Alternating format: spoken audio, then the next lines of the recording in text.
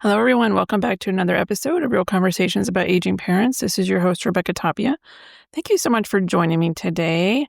I wanted to introduce a 6-part series that we're going to be going through, not necessarily in a row, but this idea and concept came about because I'm recording podcasts on other shows, and I have to kind of explain everything we've been talking about in about 30 minutes. And so I challenged myself to sit down and outline a way that we can approach this and categorize some of the topics and issues that we address here. What we're going to go over is, I always like to talk about 30,000-foot views, the who, what, where, when, why, and how of supporting aging parents, and not necessarily in a prescriptive way of this is how you do it. It's just so you can get really clear on what your particular status is or situation is, because I think it can get really confusing really quickly about, what kind of care might be needed, who are we talking about, how is that done?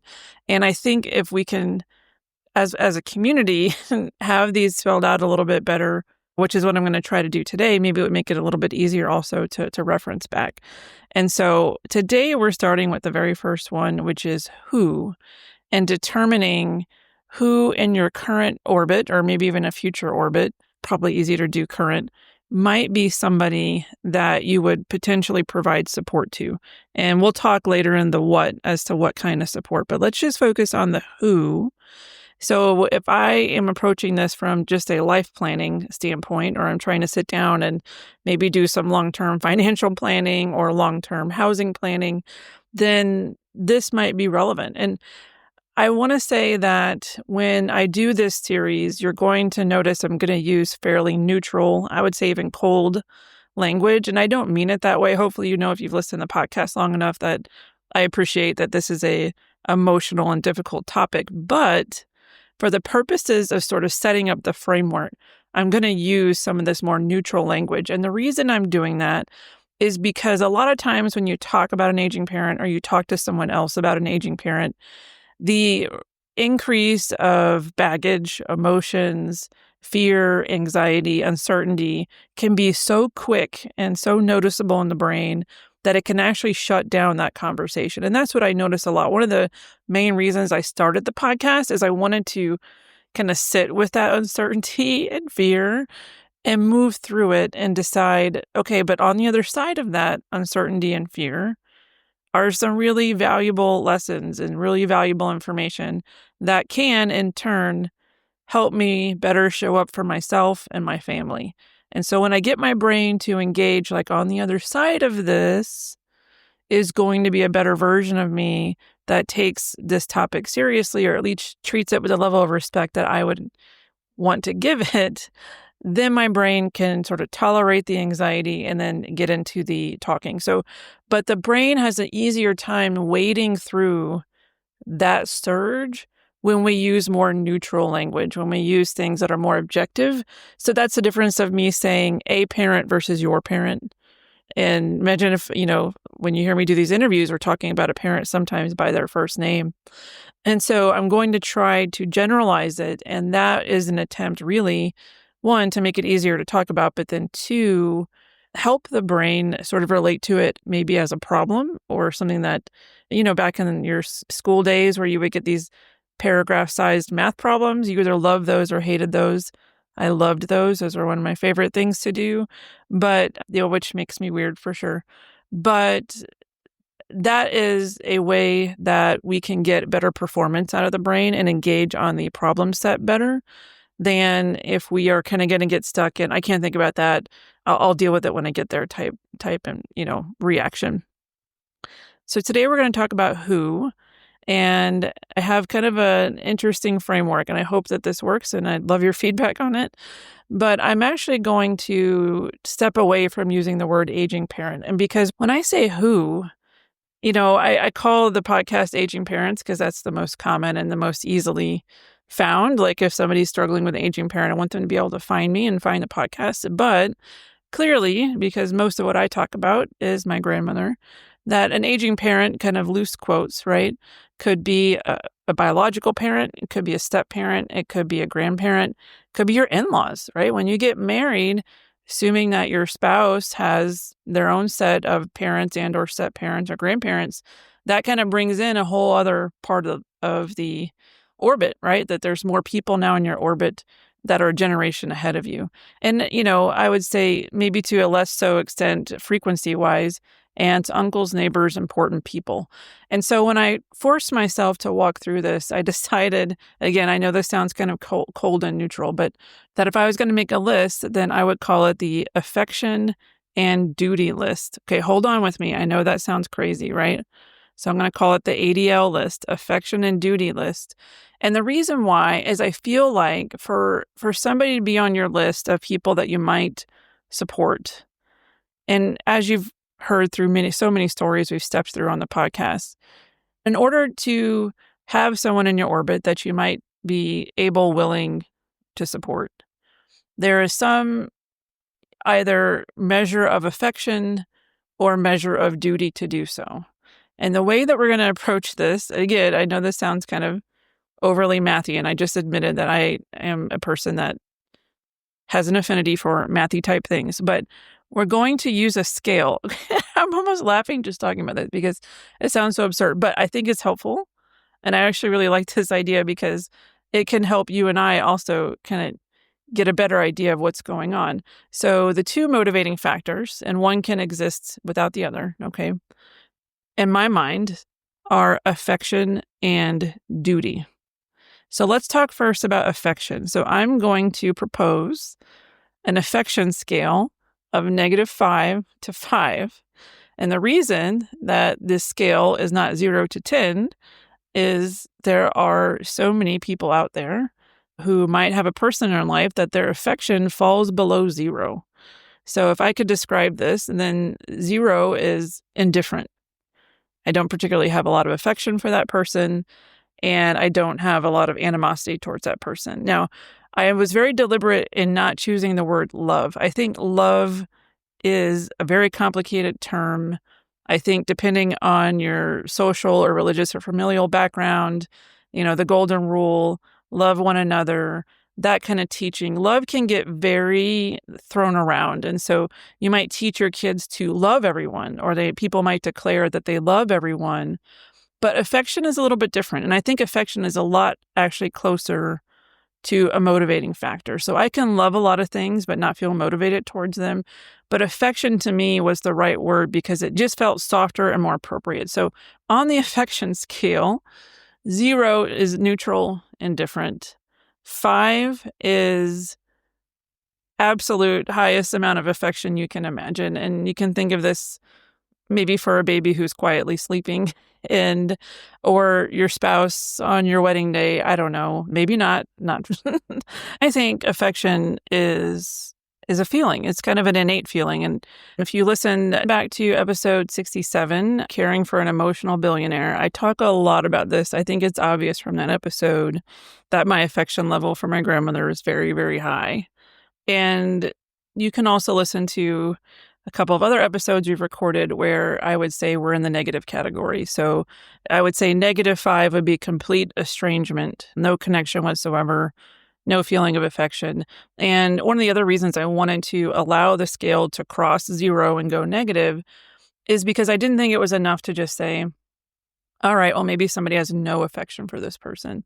And I wanted to allow some space for people who may actually have an aversion to someone, a traumatic avoidance of somebody, maybe just a personality conflict, something that is kind of a signal or warning at if I go into a caregiving situation that there might be some friction, there might be an emotional tax because I'm caring for somebody that I don't have affection for. And so, yeah, you can go 0 to 5. We don't have to get into every one of those. So on that negative side, that is to provide a space without judgment of allowing it to be okay that, as with most people, there can be people in your life that, for whatever reason, doesn't have to be the perfect reason or a valid reason in somebody else's eyes, would have a negative score on that. So we'll start with affection from -5 to 5, and we'll kind of build from there. The next one is duty. And duty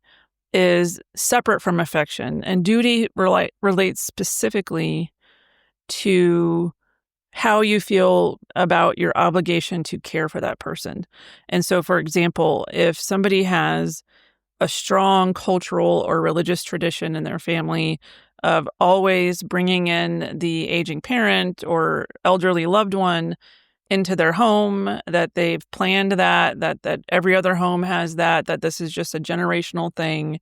And if they didn't do that or offer it or create the situation where an aging parent or grandparent could live in their home, that they could be excommunicated, right? They could be thrown out of the family. They could be shamed. They could be made to feel like they're not taking care of someone or don't love someone. And I am planning some future episodes on this topic, but you can imagine, and I'm sure you've met people that have a lot of strong cultural pressures and might score high on the duty list, but that's independent of the affection list. And so aside from that, you can feel a high sense of duty because of who you are. Maybe you view yourself as a caretaker, or you view yourself as, the family resource, or you view yourself as somebody who wants to care for or protect or support aging people or something like that. So it could just come from your own intrinsic value system. And again, I'm not saying that your value system should feel that way. That is just one, I think, independent component of a higher sense of duty, maybe just in general, just in your life. You just feel, because of your background or the way that you think and move through life, that you just have a higher sense of duty to all people. So it may score a little bit higher on that. Then on the lower end of the scale would be like 0, neutral, indifferent. So no, I don't feel any necessarily responsibility or motivation towards caring for this person. Now, I was careful. I actually thought, I was like, can I have a negative duty scale? Like, could somebody really work against somebody? And I thought, no, that's probably illegal in a lot of ways too. So you can't actively work against somebody getting the care that they most likely need. So anyway, so I kept this 0 to 10, okay, for that reason, just FYI. Now, if you tell me you're a -1, then I'm going to wonder and think, and, maybe -1 is just making sure you move across the country so that you're not available to help this person. So, okay. All right. 0 to 10 on the affection scale. So let's talk about some combinations. One example where you might be a 5 on the affection scale, which remember is the highest number, but a 0 on the duty scale would be maybe an old teacher or professor or somebody that you were really close to that is just very influential in your life, your mentor, somebody that, without whom you would not be who you are today. You invite them to your graduation, your wedding, etc. And by definition, if they were your teacher or mentor, they might be a generation ahead of you, 20 or 30 years older, maybe farther than that. And so you might have in your head and feel a lot of affection for that person. But if they were to need direct caregiving or management of their health affairs or something like that, you wouldn't necessarily feel like you needed to step in, right? So that would be an example of a high amount of affection, but a relatively non-existent amount of duty. Now, the opposite could be true, where you could have a very low amount of affection. And I would say this was definitely the situation with my grandfather for many, many people, including myself, and having negative affection, like this person made your life worse, made your life more difficult than it should have been. And it's very challenging to interact with this person. And so maybe on that scale, I'm like a -2 or 3, right? But a very high sense of duty. And that is partially just because when I examine my own sense of duty, I think part of it comes from being a healthcare professional. That always just makes you by default more involved in these types of situations, especially once a medical issue is introduced, maybe not before that as much. The living conditions that my grandfather was in before he entered the nursing home were extremely poor. And that, as far as a sense of duty, kind of bumps that up, right? I mean, regardless of how you feel about somebody, in my mind, the way it turned out was a way I can at least help facilitate getting him to an appropriate level of housing. Okay. And I'm not trying to toot my own horn. I have variable senses of duties for a lot of people. So trust me, I am not a 10 out of 10 on all people and all humans. But that's an example of a low negative affection score. And I don't know, enough of a duty score that somehow it turned out to be a net positive, probably a net positive of like 1 or 2. So I take the duty score and then combine it with the affection score. So if the duty score is a 5 and my affection was a -3, then I guess I ended up being about a 2. Okay. Now, also, I am not his daughter. That was another thing. I had a whole generation of women between me and him, but he had estranged himself from multiple children. And so there just, frankly, weren't a lot of people left. And by estranged himself, I mean they estranged from him. So weren't a ton of people left for the number of children he had that were able and or willing to come and help. And I would say even of the people that helped him, kind of thinking back, there was even in that group, I'd say some variability of some people that had more affection for him, had a different perception of his lifetime and a different experience. And so I don't want to say that if I label somebody as for him, a +1 or +2 in my life, once I combine the affection and duty scores, that's just me. And that's how we should keep it here, right? If you're thinking about somebody, I want to make sure I focus on you and your experience of them. And it's very plausible that people can induce wildly different numbers on these scales for all sorts of different reasons. So this doesn't mean that person is a +1. I mean, in that specific relationship, if you were to draw a line between me and that person, it's a +1. And so what that did for a short period of time was motivated me to spend my time facilitating some medical care for him and helping get him into a situation which actually ended up being best for everyone, which was getting him into a Medicaid slot in a nursing home, although that did take some time. Anyway, so you definitely can have different combinations. I hope you're getting the point here. So remember the affection scale, -5 to 5, and then the duty scale, 0 to 10. And you can kind of go from there. And I'm calling this the ADL list, which, ADL also means activities of daily living, which is a big thing in the rehab world. So this particular acronym worked out very well. But on the ADL list, the affection and duty list, that's where you're going to put people in your orbit that have a net positive number. But no, you don't have to put yourself on this, but I mean this basically generally of somebody in a generation ahead of you or somebody, again, loosely determined, aging in your life that might need care. I would definitely evaluate the numbers, quote unquote, for parents, grandparents, neighbors, and just decide kind of what's your list. How is it a really long list? Is there a lot of potential that there could be a lot of demands or resources needed to support people? Or is it maybe a relatively small list? So part of me feels relieved when I can actually just sit down and organize these disparate thoughts and add some data and structure to any set of problems or anxieties in my life. It tends to help because I'm like, what are we talking about here? What are we talking about here? 75 people? Not necessarily, right? Most lists, I would imagine, are going to be less than 10. And that just will allow us to go through the rest of the, what, where, when, and why type thing. I'm going to suggest that on this list, you have everyone in your orbit that you may potentially be willing and or asked to help provide support for.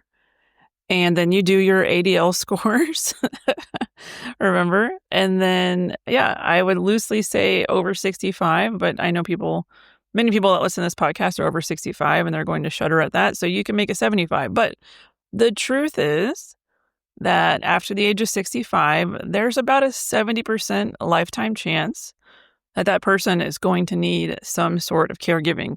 Now, that's a broad statement. Doesn't mean they need short-term caregiving after surgery or long-term caregiving.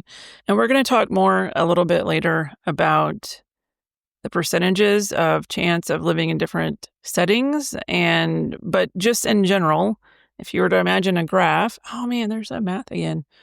If you were to imagine a graph, and as we age, as the graph goes more to the right, and then our potential need for caregiving support or assistant goes up. I mean, that's just kind of the way of the world. So now I want you to take a look at this list. I don't want to just focus on developing the list. So say there's a mother-in-law, your father, and a close aunt or uncle that you might have on here.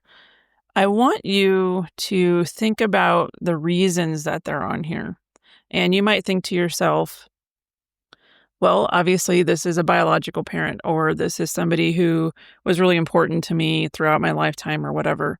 But when you look at the reasons that they're on the list, that's what having those sort of subscales of the affection and the duty is going to help the brain kind of tackle more specifically the reasons that they're on this list. So going back to the example of maybe low or negative affection, but high sense of duty, which can come from familial or cultural traditions or pressures. And if you do get a chance to reflect on these individuals that are on this list, and you don't have to share your list, by the way, this could be a secret list. Like my 10-year-old daughter makes lots of secret lists, and I just cleaned out her closet. And yeah, so, well, they're not secret anymore because she didn't hide them too well in her closet. But anyway, so this can just be between you and you. This could be in a burn book, okay? This can be even in a cell phone or just even in your head. But anyway, when you go back to that list, I would challenge you, like the next level, if you want to go to the next level of evaluating this, is to really look at the reasons and maybe even write them out.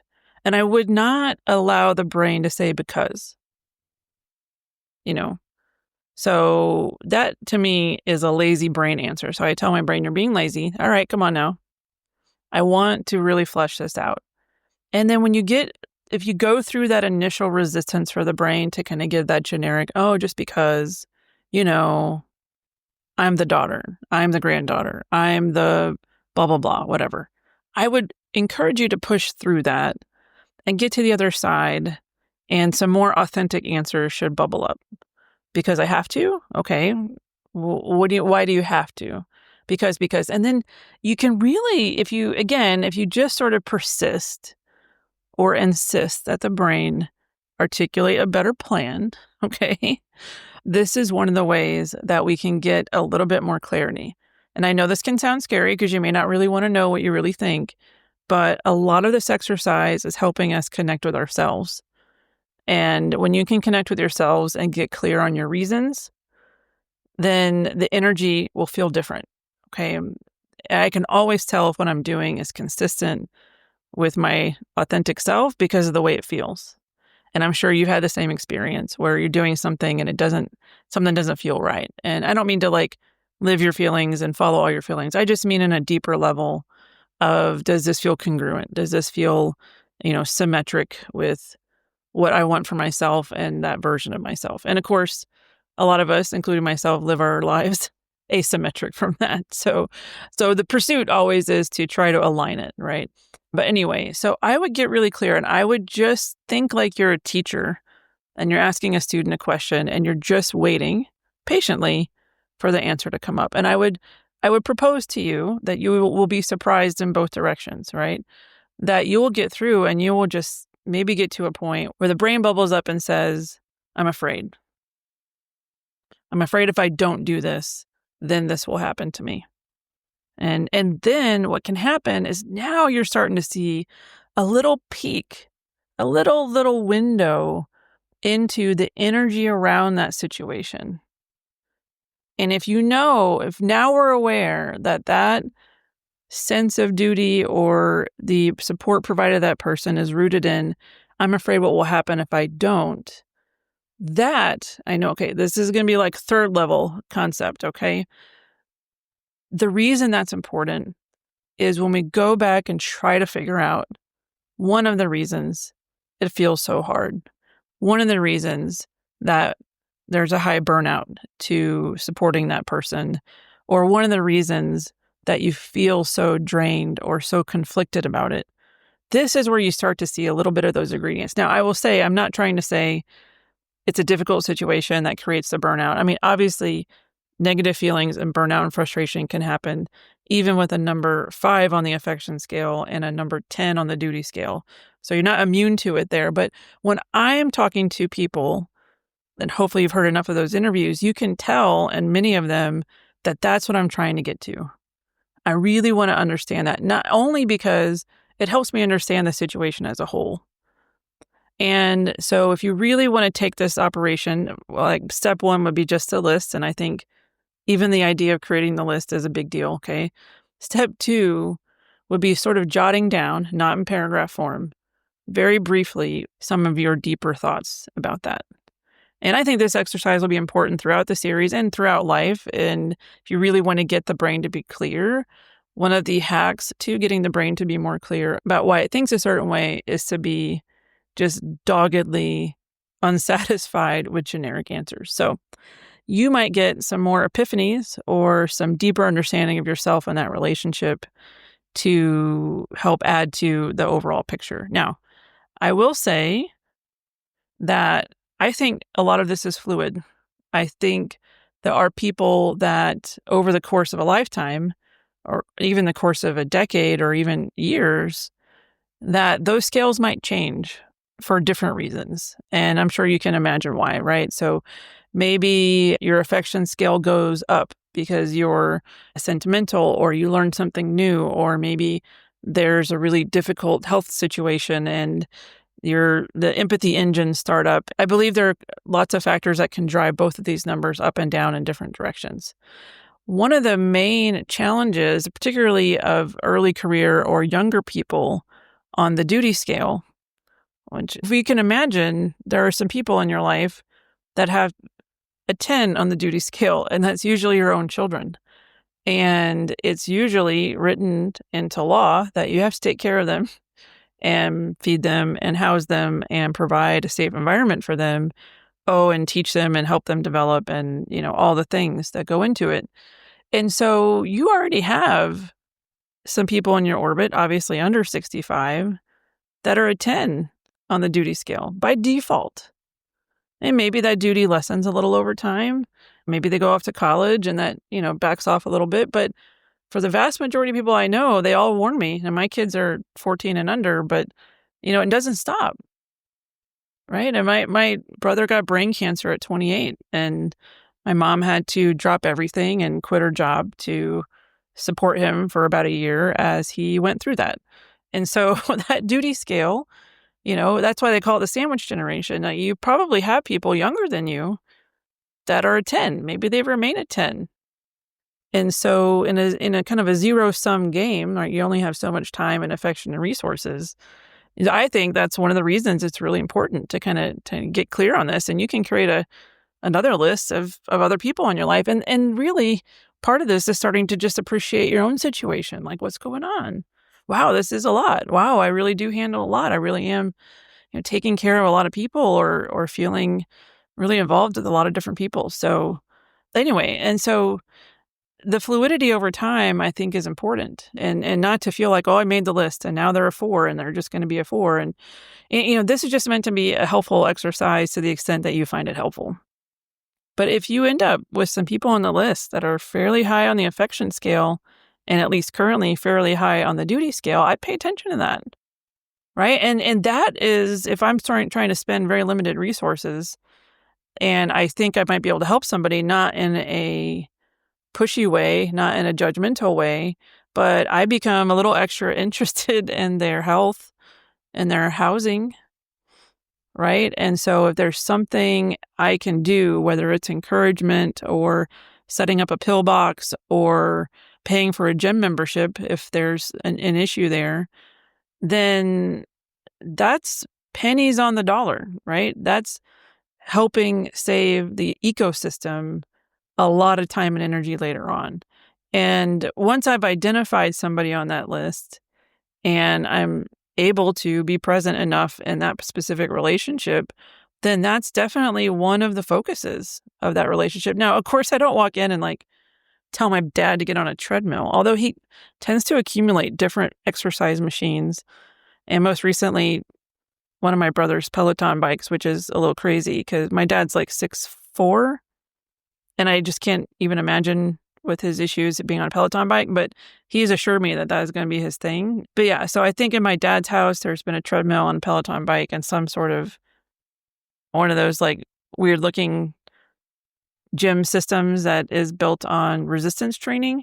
But anyway, so I'm never going to be negative about it, but I always want to remain available and as a resource. So you asked me about, we recently went to Europe together and he was trying to get prepared for it, and he kept saying he was going to get on this Peloton And I told him just to go to a mall and walk around because this was much more about walking than it was about biking.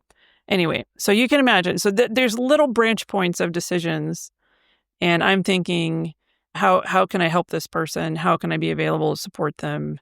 But in a non-judgmental or pushy way. So I'm definitely not going in and saying, you've got to start this walking program. I'm going to buy you a treadmill and then monitor your usage or something. Because to me, again, maintaining that 30,000-foot view, at the end of the day, this is about connection. One of the reasons that you have any sense of affection or duty is probably some sort of connection to somebody.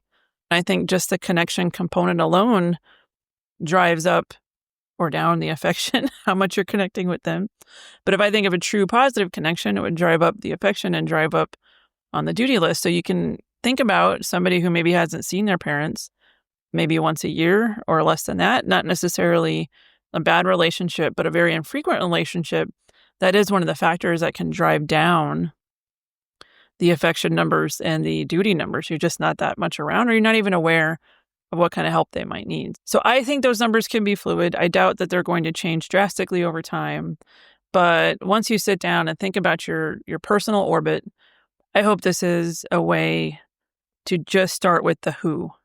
Because once we know the who, then we're going to step through some of the other components here to, again, give some structure to the brain.